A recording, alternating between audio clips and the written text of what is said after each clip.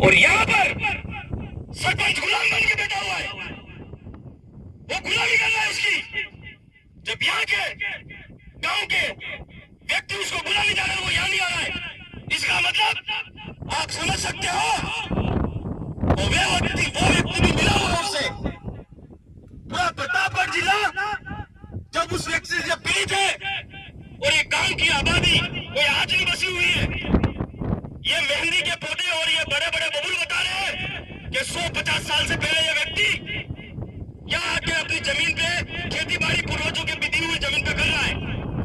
फिर भी यहाँ के एक भाजपा शासित व्यक्ति जो सरकारी वकील बनकर बैठा है, उस वकील ने हमारे आदिवासी भाई के ऊपर एक उंगली उठाई है, वो सुन ले।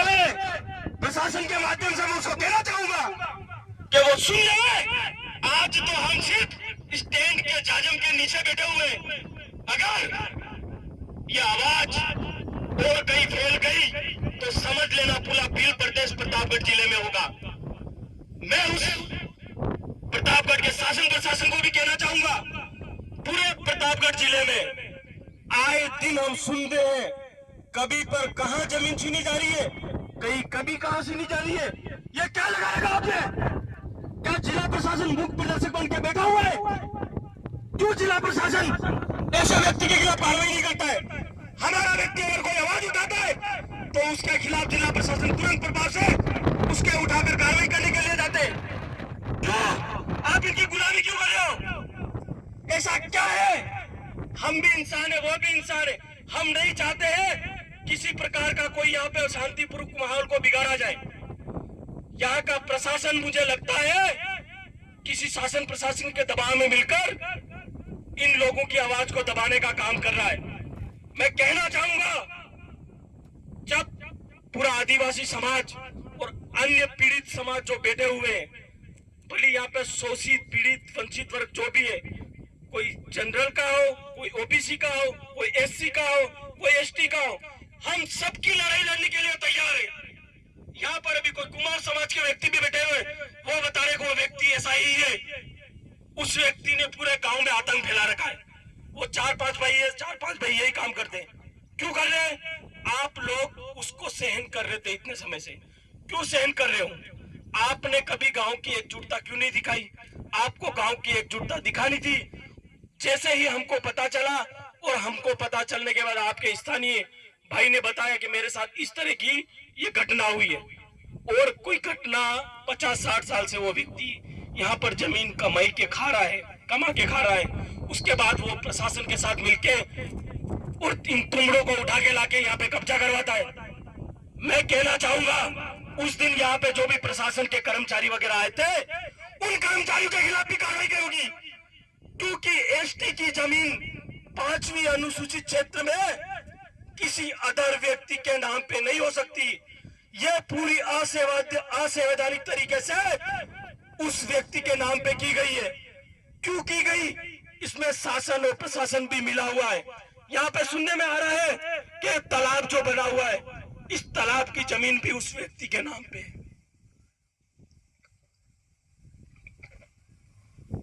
क्या तालाब एक व्यक्ति का हो सकता है?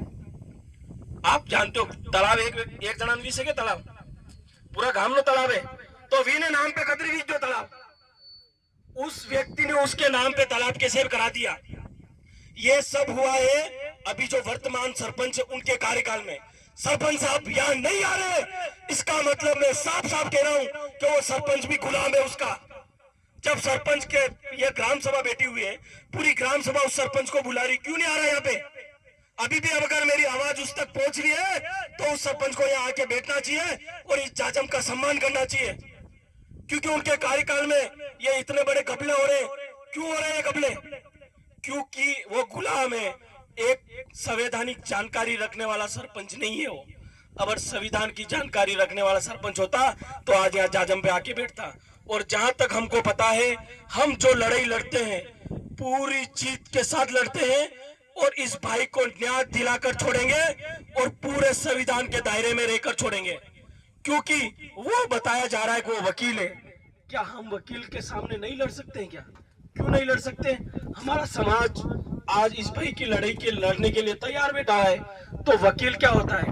वकील भी संविधान की जो किताबें लिखी हुई उन किताबों के नियम के आधार पे ही लड़ाई लड़ रहा है। तो हम भी उन नियमों के आधार पे ही हमारा काम करते हैं। भील प्रदेश मुक्ति मोर्चा जो है ये पूरे संविधान को मानकर पढ़ लिख कर आज संविधान की जो जन जागरण था उस जन जागरण को हमारे पूरे भील प्रदेश एरिया में फैला के और हमने जन जागरण किया है। आज हम यहाँ खड़े हैं, आप सब इकट्ठे हुए हो, ये भी एक हमारी सामाजिक जन जागरण की एक लड़ाई है। उस लड़ाई के माध्यम से हम यहाँ बैठे हुए हैं। समाज के हर व्यक्ति में आज खून खोल रहा है कि एक आदिवासी भाई के साथ जो अन्याय हुआ है उस अन्याय की लड़ाई को लड़ने के लिए पूरा समाज आपके साथ है। और ये भी कहना चाहूंगा मैं कि यहाँ पर सुनने में आ रहा है अदर समाज के जो कुमार समाज के ही व्यक्ति है उनके साथ भी उस व्यक्ति ने इस गांव में जमीन को हड़प रखा है।